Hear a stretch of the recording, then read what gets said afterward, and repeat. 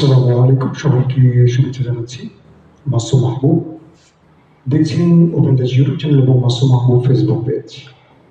Iran America প্রসঙ্গে বেশ কিছু ব্রেকিং খবর আছে আমাদের সন্ধ্যা বা কি বলবো রাতের এই লাইভ সেশনে। প্রিয় দর্শক, ইরান আক্রমণ যেমন করছে তেমন আক্রান্ত হচ্ছে। একদিকে আমেরিকা এবং ইসরায়েল, অন্যদিকে ইরান একা। ইরান কালকে তার দুজন শীর্ষ কমান্ডার বা দুজন শীর্ষ ব্যক্তি আলী লামিজানি এবং বাসেস ফোর্স প্রধান, এই দুজনের মৃত্যুর পর পাল্টা প্রতিরোধের ঘোষণা দিয়েছে এবং বলছে তারা শতাধিক স্থানে টার্গেটে হিট করবে। ইরান তার কথা রেখেছে।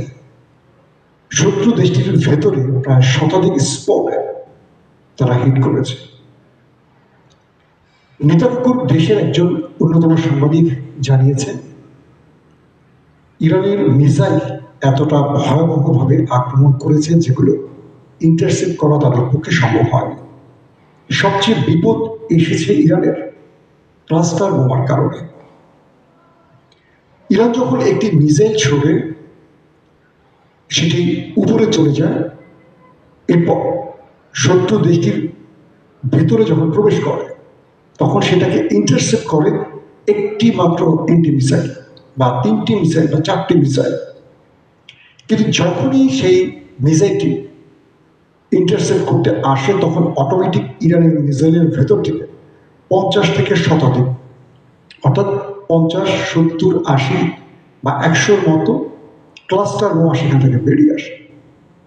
এই একটি, দুটি, তিনটি এন্টি মিসাইল দিয়ে শতাধিক মিসাইল ইন্টারসেপ্ট তাদের পক্ষে সম্ভব হয় না। সাংবাদিক বললেন, মানে নেতাকাকুর দেশের সাংবাদিক বললেন, কয়েকটি স্পট ভিজিট করে তিনি সরাসরি দেখাচ্ছেন যে ক্লাস্টার বোমার কারণে কি হচ্ছে দেশটির ভেতরে। সেই দৃশ্যে আমরা দেখলাম যে যখন আক্রমণ চলছে বা ইরানের ক্লাস্টার বোমার কারণে সেই দেশটির ভেতরে প্রায় 10 থেকে 15 কিলোমিটারের ভেতরে তাণ্ডব লীলা চলে। প্রশ্ন করবেন, একটি মিসাইলে 10 থেকে 15 কিলোমিটারের ভেতরে তাণ্ডব চলে কি করে? দেখা যায় যে মিসাইলটি ক্লাস্টারগুলো ছেড়ে দেয়, ক্ষুদ্র ক্ষুদ্র মিসাইলগুলো যখন এটা ছেড়ে দেয়, এটা খুব নিচে আসে না, অনেক উপর থেকে ছোড়ে। তো যখন উপর থেকে ছোড়ে তখন এটা একটা পয়েন্টকে টার্গেট করে না, বিচ্ছিন্নভাবে অনেকগুলো জায়গায় যেন আকাশ থেকে তারা খুলে খুলে পড়ে যায়, এরকম আলো রশ্মি নিয়ে বিচ্ছিন্নভাবে 10 থেকে 15 কিলোমিটার জুড়ে এটা তাণ্ডব চালায়। তো এভাবে কালকে ইরান তার শত্রু দেশটির ভেতরে প্রায় শতাধিক মিসাইল হিট করেছে, পাশাপাশি ড্রোন অ্যাটাক চালিয়েছে। ড্রোনগুলো দখলদারদের খুব কাঙ্ক্ষিত স্থানে হিট করেছে, যেহেতু এগুলো কামিকাজি অথবা আত্মঘাতী ড্রোন, নিজে ধ্বংস হয় এবং শত্রুকে ধ্বংস করে। পাশাপাশি ক্লাস্টার বোমার কারণে তাদের গুরুত্বপূর্ণ তেল আবিব সহ বেশ কিছু গুরুত্বপূর্ণ শহর মোটামুটি সারা রাত ধরে আগুন জ্বলে এবং সাইরেন বাজে। দখলদার দেশটির জনগণ বলছেন তারা এত ভয়ঙ্কর অমানিসা এর আগে কখনো দেখেনি, এমন দৃশ্য তারা এই প্রথম দেখছে।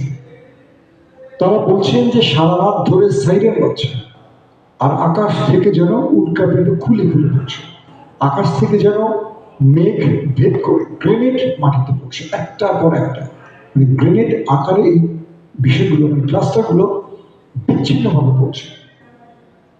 ইরান দাবি করেছে তারা নেতানিয়াহু দেশটির ভেতরে ক্লাস্টার বোমার নিক্ষেপে তাদের যে সামরিক ঘাঁটি, যেখানে সামরিক সদস্যরা সবাই থাকেন, সেই রকম বেশ কিছু স্থানকে টার্গেট করেছে। এখন যদি আমরা একটু ব্যাখ্যা করি এভাবে যে একটা ক্লাস্টার বোমা যদি কোনো সামরিক ঘাঁটিতে পড়ে, ধরেন 100 ক্লাস্টার যদি সেখান থেকে বেরিয়ে আসে, তাহলে কতজন শত্রুকে টার্গেট করতে পারবে একটি মাত্র মিসাইল?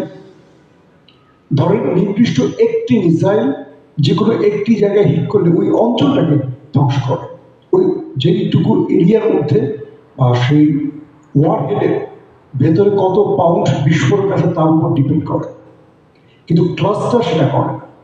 ক্লাস্টার একটা বিশাল অঞ্চল জুড়ে ধ্বংস চালায়। বলা হচ্ছে যে এই ক্লাস্টারের কারণে কাল সেই দেশটির ভেতরে ব্যাপক ক্ষয়ক্ষতি হয়েছে, প্রচুর মানুষের প্রাণহানির খবর আসে। যদিও সেন্সরশিপের কারণে সংখ্যাটা তারা খুব কম বলে, 2জন 4জন 5জন করে বলে, কিন্তু সেই দেশটির স্বাস্থ্য মন্ত্রণালয়ের বক্তব্যে তাদের হাসপাতালে মানুষকে ভর্তি রাখার জায়গা নেই। হাসপাতালগুলোতে এত আহত রোগী যে তারা জায়গা দিতে পারছে না। তাহলে প্রশ্ন আসতে পারে, এত যদি আহত হয়, নিহত এত কম কেন? গেল একটি ব্যাপার। 2 নম্বর যে বিষয়টি আসছে সেটি হলো, পুরো দেশটির ভেতরে গতকালকে ছিল ব্ল্যাক আউট, অন্ধকার, পুরো সিস্টেম অকেজ হয়ে গেছে, বিদ্যুৎ ব্যবস্থা ভেঙে পড়েছে, পুরো দেশটির ভেতরে আলোর বদলে অন্ধকার এসে চেপে ধরেছে। মানুষ এক অন্ধকার রাত দেখল গত রাতে, আর সেটা হলো আলী লারিজানি এবং তাদের এক গোয়েন্দা প্রধানের মৃত্যু প্রতিশোধ হিসাবে। আজ সকালে আপনাদের খবর দিয়েছিলাম যে ডোনাল্ড ট্রাম্পের এই যুদ্ধনীতির বিপরীতে দাঁড়িয়ে গেছে মার্কিন যুক্তরাষ্ট্রের অনেকে, এবং আপনারা জেনেছেন যে মার্কিন যুক্তরাষ্ট্রের কাউন্টার টেরোরিজম ইউনিটের যিনি প্রধান, তিনি পদত্যাগ করেছেন। তাকে ডোনাল্ড ট্রাম্প ক্ষমতায় বসে এই পদে নিযুক্ত করেছিলেন, এবং বলা হয় ডোনাল্ড ট্রাম্পের খুব বিশ্বস্ত ছিলেন তিনি বলেছেন এই যুদ্ধ আমেরিকার নয়, কিন্তু আমেরিকা একটি বিশেষ দেশের নাম উল্লেখ করে বলেছেন তাদের ইচ্ছা এই যুদ্ধে আমেরিকা জড়িয়েছে, এবং আমেরিকা ব্যাপক ক্ষতির মুখে পড়ছে।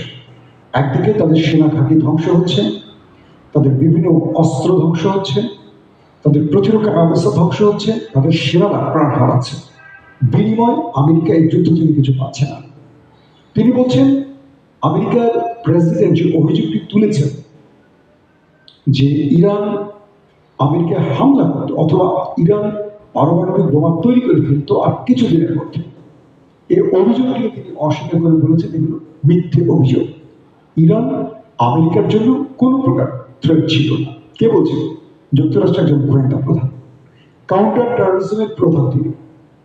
এবং রিপাবলিকান দল অর্থাৎ ট্রাম্পের যে দল, তারা ট্রাম্পকে দ্রুত যুদ্ধ থেকে ফিরে আসার পরামর্শ দিচ্ছে, কিন্তু ট্রাম্প নতুন করে কিউবাতে তার নজর বিস্তৃত করতে চান। তিনি বলছেন ইরানের পর আমার নজর পড়বে কিউবা। সবকিছু মিলে ডোনাল্ড ট্রাম্পের সাম্প্রতিক প্রত্যেকটি বক্তব্য নিয়ে BBC, CNN, Al Jazeera, Reuters, বড় বড় গণমাধ্যমগুলো বলছে যে ট্রাম্প যা বলছেন তার উল্টোটা হচ্ছে, এবং ট্রাম্প যা বলছেন কিছুক্ষণ পর তার নিজের ভিন্নটা নিজেই বলছেন। ট্রাম্প আসলে সত্য বলছেন নাকি মিথ্যা বলছেন? এই পরিস্থিতিতে ট্রাম্প নিজের দেশে আন্তর্জাতিকভাবে ব্যাপক চাপে রয়েছে। যেমন ইউরোপীয় ইউনিয়ন ইতিমধ্যে ট্রাম্পকে সরাসরি জানিয়ে দিয়েছে তারা এই যুদ্ধে জড়াবে না। নেটো স্পষ্ট জানিয়ে দিয়েছে এই যুদ্ধে তারা জড়াবে না। এখন ট্রাম্প কি করবে? বলা হচ্ছে 2003 সালে মার্কিন যুক্তরাষ্ট্র সেই দেশটির ভুল পরামর্শে ইরানের বিরুদ্ধে যুদ্ধে জড়িয়েছিল। এবার ঠিক একইভাবে সেই দেশটির চাপে পড়ে বা ভুল পরামর্শ নেতাকে কোন দেশের কথা বলছে, আবারও আমেরিকা ভুল সিদ্ধান্ত নিয়েছে। এই যুদ্ধ ট্রাম্পের একক, আমেরিকার নয়। দর্শক, দখলদার দেশটির সবচেয়ে বড় বিমানবন্দর ঘাঁটি বেন গুরিয়ন এয়ারপোর্ট, সেখানে তেলের ডিপোতে ইরান অ্যাটাক চালিয়েছে। বলা হচ্ছে বেন গুরিয়নের ভেতরে তেলের ডিপোতে অ্যাটাকের পর পুরো বিমানবন্দরে শুধু আগুন জ্বলতে দেখা গেছে। পাশাপাশি তাদের বেশ কিছু সামরিক স্থাপনায় অ্যাটাক হয়েছে, এবং সেই সামরিক স্থাপনায় প্রচুর হতাহত বা আহতের ঘটনা ঘটেছে, ধ্বংসের ঘটনা ঘটেছে। সবকিছু মিলে কালকে রাতে ইরান যা কিছু করেছে, ওই দেশটি এক ভয়াবহ অমানিসার রাত দেখেছে। এরপরের গুরুত্বপূর্ণ খবরটি কি? ইরানের ভেতরে তাদের লিডারশিপের এই মৃত্যু নিয়ে নানান রকম প্রশ্ন উঠছে আস্তে আস্তে। তাদের গোয়েন্দা মন্ত্রী ইরানের, তিনি মারা গেছে। যিনি রাষ্ট্রকে নিরাপত্তা দেবেন, লিডারশিপের নিরাপত্তা দেবেন, তিনি নিজে মারা গেছে। শস্যের ভেতরে কিভাবে ভূত ঢুকেছে। আজকে দেখলাম আরব দুনিয়া সহ পৃথিবীর বিভিন্ন দেশের রিপোর্টগুলো বার্তাগুলোতে ফুটে উঠছে ইরানের গোয়েন্দা ব্যর্থতার খবর। তারা বলছে ইরান এই যুদ্ধে যতটুকু সাফল্য পাচ্ছে তার ততটুকুই ব্যর্থ হচ্ছে শুধু গোয়েন্দা ব্যর্থতার জন্য। তারা তাদের সর্বোচ্চ নেতা সুপ্রিম কমান্ডার আয়াতুল্লাহ আলী খামেনিকে নিরাপত্তা দিতে পারেনি।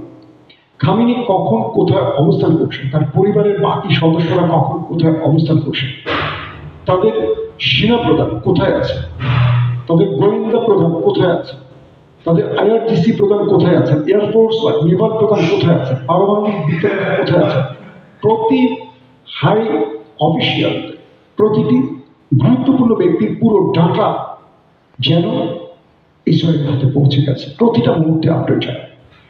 যখন আলী লারিজানির সাথে আমেরিকার যুদ্ধ বিরোধী পরিকল্পনা করছে, থার্ড কিছু দেশ ইরান এবং আমেরিকার মধ্যে দুতিয়ালি চালাচ্ছিল এবং এই আলোচনাটি এগিয়ে নেওয়ার কথা ছিল আলী লারিজানির, তখন সেই দেশটি অর্থাৎ নেতাকাকুর দেশটি তাকে হত্যা করেছে। অর্থাৎ তারা চায় কোনোভাবে যেন ট্রাম্প যুদ্ধবিরতির পর্যায়ে পৌঁছতে না পারে, তাই তারা কাঙ্ক্ষিত বা টার্গেট প্রাপ্ত ব্যক্তিদেরকে এভাবে হত্যা করছে। দ্বিতীয় যে বিষয়টি, ইরানের ব্যাপারে যে প্রশ্ন আসছে, ইরান এত বড় ব্যর্থতার মুখে বারবার পড়ছে, কিন্তু তারা তাদের দেশের ভেতরে থাকা বিশ্বাসঘাতকদের নির্মূল করতে পারছে না কেন?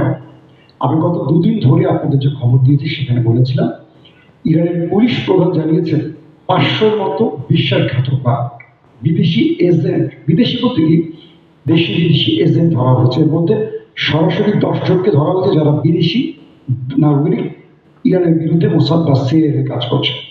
আর 500 ছিল, এর মধ্যে অধিকাংশ ছিল ইরানি, প্রতিবেশী ভারত, আফগানি এই অঞ্চলে। 250 সরকারি বড় বড় কর্মকর্তা। বলা হচ্ছে আইআরজিসির মধ্যে মোসাদের এজেন্ট আছে।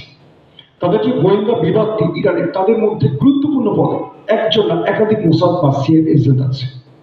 আলী খামেনির খুব কাছাকাছি ছিল তারা, গোয়েন্দা প্রধানের খুব কাছাকাছি ছিল তারা, পরমাণু বিজ্ঞানীদের মধ্যে তাদের প্রবেশ ঘটে গেছে। অর্থাৎ ইরানের রন্ধ্রে রন্ধ্রে বিশ্বাসঘাতকদের প্রবেশ ঘটে গেছে, যে কারণে ইরান যখনই কোনো বড় পরিকল্পনা নিয়ে কাজ করতে শুরু করে অটোমেটিক সব তথ্য সেই দেশটি পেয়ে যায় এবং তাদেরকে কষ্ট করতে হয় না। যখনই তারা মনে করছে খামেনিকে হত্যা করবে, তারা অনায়াসে এক রাতের এটাকে 40 জন রাষ্ট্রের সর্বোচ্চ পদের ব্যক্তিকে মেরে দিল। যখন তারা মনে করলো এবার আলী লারিজানিকে মারতে হবে, মেরে দিল। যখন তাদের মনে হলো এবার গোয়েন্দা প্রধানকে মারতে হবে, মেরে দিল। এই দেশটির মধ্যে হামাসের রাজনৈতিক প্রধান ইসমাইল হানিয়া প্রাণ হারালো, অথচ ইসমাইল হানিয়া কাতার এবং তুরস্কে দীর্ঘদিন অবস্থান করছেন, কখনো টার্গেট করতে পারেনি। ওই দেশটি নেতাকাকুর দেশটির সবচেয়ে বড় টার্গেট ছিল তুরস্ক, কিন্তু তুরস্কের গোয়েন্দা বাহিনী এমআইটি মিলিল ইস্তিখবারাত ইশকেলাতি এই টিমটি পুরো মোসাদের পরিকল্পনাকে ব্যর্থ করে দিচ্ছে। প্রতি মুহূর্তে তারা বড় বড় গ্রুপকে ধরে ফেলছে। আপনারা জানেন ইভেন ফিলিস্তিনে যে যুবকরা ভালো প্রকৌশল বিদ্যা অর্জন করছে, যারা বড় বড় ইঞ্জিনিয়ার হয়ে বেরোচ্ছে, তাদেরকে টার্গেট করছে সেই দেশটি। তারা মালয়েশিয়ায় চলে গেছে, বলেন সেখানে মোসাদ চলে গেছে তাকে হত্যা, সেখান থেকে এই এমআইটি তুর্কি গোয়েন্দারা তাকে বাঁচিয়ে ফিরে এনেছে। তো বলা হচ্ছে যে তুরস্কের মতো একটি দেশে যেখানে সব শ্রেণীর মানুষের বসবাস এবং ইসরায়েলি বা ইহুদিদের প্রচুর বসবাস তুরস্কে, আপনারা জানেন হয়তো, কিন্তু সেখানে সফল হতে পারে না সিআইএ কিংবা মোসাদ। কতটা পারফেক্টলি কাজ করছে তুরস্কের গোয়েন্দা সংস্থা, কিন্তু ব্যর্থ হচ্ছে কারা? ইরানের গোয়েন্দা বাহিনী। এখন ইরান প্রতি মুহূর্তে বিশ্বাসঘাতকদের ধরপাকড় করছে, তাদের ফাঁসি, আজও ফাঁসি হয়েছে অজনের, প্রতি মুহূর্তে ফাঁসি দিচ্ছে। কিন্তু রাষ্ট্রের ভেতরে গুরুত্বপূর্ণ লোকদের মধ্যে বিশ্বাসঘাতকদের কারণে ইরান বারবার ব্যর্থ হচ্ছে। তারা যতটা সফলতার সাথে শত্রুকে মোকাবেলা করছে মিসাইল বা ড্রোন দিয়ে, কিন্তু বারবারই ব্যর্থ হচ্ছে তাদের লিডারশিপের মৃত্যুতে। তবে আলী খামেনি একটি কাজ করে দিয়ে গেছে, তিনি তার মৃত্যুর আগে একটি নতুন সিস্টেম তৈরি করে দিয়ে গেছেন ইরানের মধ্যে। সেটি হল প্রতিটি ডিপার্টমেন্টে 4 জনকে গুরুত্বপূর্ণ পদ দেওয়া হয়েছে, ABCD করে 4 জন। একজন মরে গেলে তারপরের জন অটোমেটিক, তারপরের জন আসবে, এবার 4 জন। যখনই একজন মরবে নিচ থেকে আরেকজন উপরে উঠে আসবে, যখনই একজন মারা যাবে নিচ থেকে একজন উঠে আসবে। যে কারণে ইরানের লিডারশিপের মৃত্যুর পরও ইরান শত্রুকে মোকাবেলায় এতটুকু বেগ পাচ্ছে না বা সমস্যা হচ্ছে না।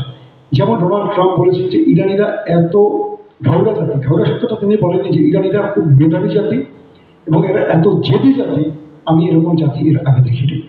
কারণ আমেরিকার ভয় সবাই বলে না যে বাঘে মহিষে এক ঘাটে পানি খায়, কিন্তু সেই আমেরিকাকে সময়ের মধ্যপ্রাচ্য ধরে ধরে খুঁজে খুঁজে পেটাচ্ছে এই দেশটি। এবং ট্রাম্প তার রণতরী পাঠাচ্ছে, সেই রণতরীতে হিট করে আগুন ধরিয়ে দিচ্ছে। ট্রাম্প খার্ক দ্বীপে যখন অ্যাটাক করে, সেই কিছুক্ষণের মধ্যে গালফ কান্ট্রিতে মার্কিন ঘাঁটিগুলোকে চালিয়ে শেষ করে দেয় খামেনি বাহিনী। অর্থাৎ ট্রাম্প যা করছে তার চেয়ে বড় অ্যাটাকটা একটু পরে তারা করছে। আজকে মার্কিন যুক্তরাষ্ট্র দাবি করেছে তারা 2200 কেজি ওজনের বাংকার ব্লাস্টার বোমা মেরেছে ইরানের মধ্যে। বুঝতে পারছেন, ইরানের একটা বেসকে তারা ধ্বংস করে ফেলেছে। কিন্তু ইরান দেখা যাবে একটু পরে তারা 2400 কেজির আরেকটা মারবে। অর্থাৎ প্রত্যেকটা ক্ষেত্রে তারা তাদের প্রতিশোধ নিচ্ছে, কিন্তু কাঙ্ক্ষিতভাবে তারা বিজয়টা ধরে রাখতে পারছে না তাদের গোয়েন্দা ব্যর্থতার জন্য। এতগুলো ব্যক্তির মৃত্যু প্রমাণ করে দিচ্ছে যে ইরান